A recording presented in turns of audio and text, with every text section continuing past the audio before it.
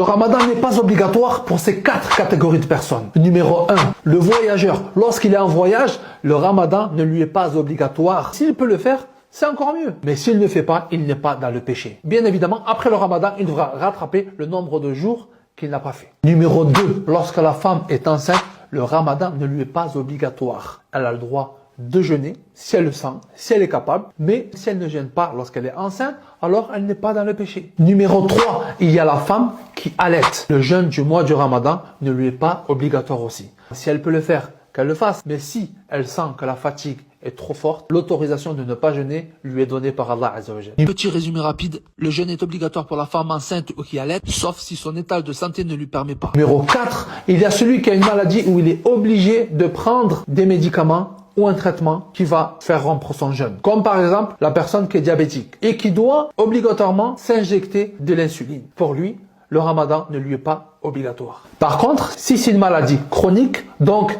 qui ne pourra pas rattraper le jeûne comme les catégories précédentes, il devra payer la fidya, comme les personnes qui ne sont pas capables de jeûner définitivement à cause d'une maladie ou autre. Il devra s'accomplir de la fidya. La fidya est la compensation de chaque jour qui n'a pas été jeûné. Et le montant de la fidya se mesure selon l'endroit où tu te trouves et l'idéal est de demander aux personnes de science qui se trouvent dans votre région afin de connaître le montant exact de la fidya. J'espère que tu as bien compris, Genelou. Et un salam à toute la meute.